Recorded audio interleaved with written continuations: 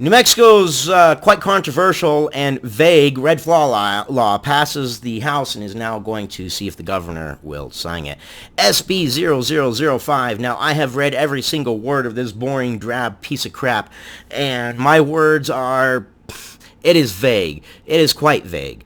It says petitioner. I know in the article it's going to say law enforcement, but really the way the bill is worded, petitioner really means pretty much anybody. And it's a preponderance of evidence, not really even evidence, a preponderance of thought, really. It doesn't say that it requires any evidence, and then even just someone saying that they wanted to petition the court for the red flag law to take your guns, well, it starts a process that is just going to be so invasive. But let's read this. Controversial red flag law passes the House and heads to the governor's desk in New Mexico. Santa Fe. The House floor has passed Senate Bill 5, Extreme Risk Firearm Protection Bill, and will head to the governor's office to be signed into law. It passed the House floor by a vote of 39 to 31 on Thursday night. The bill would allow law enforcement and anybody, petitioner, because in the bill it doesn't say petitioner is law enforcement, it just says petitioner. The whole thing is quite vague, and just like going to the casino, all the loopholes work towards the favor of the state. But the bill would allow law enforcement to petition the courts to temporarily remove someone's guns for up to 10 days until a hearing if they are a threat to themselves or others. If the court feels that a person is still a threat, that ban could stretch out for a year. And again, it's a preponderance of evidence. It's not even evidence. Why do we keep saying evidence? It says evidence in the bill, but it's a preponderance of thought. Not really even evidence. It's just a preponderance of thought. And they take into account everything. Have you ever abused alcohol? Have you ever done this? Quite intrusive, if you ask me, actually.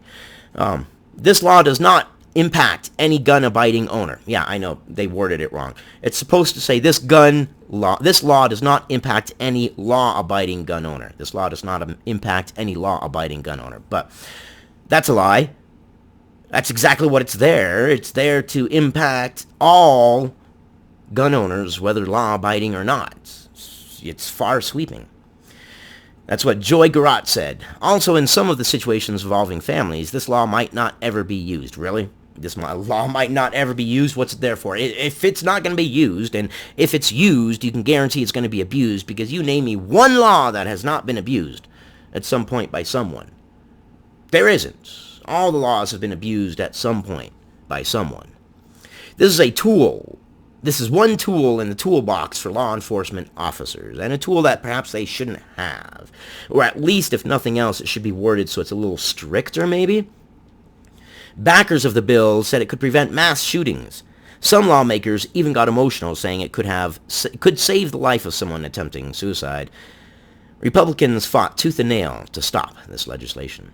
And it also has the ability to take people's right to protect themselves and their property as well. I mean, okay. Having a badge doesn't preclude you from being a human being and being petty. And we have plenty of stories of officers abusing laws like this for petty and personal reasons. You don't think it will abused? Well, then you're living in the sand with your head buried so deep you can't smell the roses. I know that didn't make any sense. I don't care, because this bill doesn't make any sense either. So there we go. Everything's tit for tat. It doesn't make sense. Now I'm not making sense. Republicans tried to amend the bill several times in hope of sending it back to the Senate, but those attempts fell short. When it came down to a vote, Republicans held up a small version of the Constitution as a sign of resistance. There were 7 Democrats that crossed party lines: Harry Garcia, Raimundo Lara, Willie Madrid, Rudy Martinez, Patricia Rulobo, Joseph Sanchez, and Candy Sweetser. In a press release, Governor Michelle Lujan Grisham issued this following statement. This is a tremendous victory for New Mexicans' public safety. This tool will empower law enforcement to keep our communities safer. It will minimize the plain and unacceptable risks of gun violence and suicide all across New Mexico. Lawmakers showed great courage tonight. I applaud them and am particularly grateful to Representatives Eli and Garot for their willingness to stand up and lead on this common sense measure. I look forward to signing it into law in short order. I look forward to continuing to invest in and support law enforcement officers and resources in our state. And I am very proud to say New Mexico is moving forward on balanced, responsible gun safety. Families in every corner of our state will benefit. I don't know. Until it gets abused. Human nature, man. It will be abused. It's just human nature. And like I said, it is very vague. It is very, very vague. But thoughts and opinions. Devil's advocate. Okay. Could it? I suppose it could. If someone was at high risk and they were walking around like carrying their gun and, hey, look at my gun, and being stupid. Okay. But this particular SB005 is very, very vague. It gives sweeping powers to be able to take someone's guns and take them away and then say, okay, now that we've taken their guns, now let's see what's going on here. But those are just my thoughts and opinions, and I want yours as well. I believe everybody should have the right to defend themselves and their property, and taking their guns and things like this, it just robs them of that right.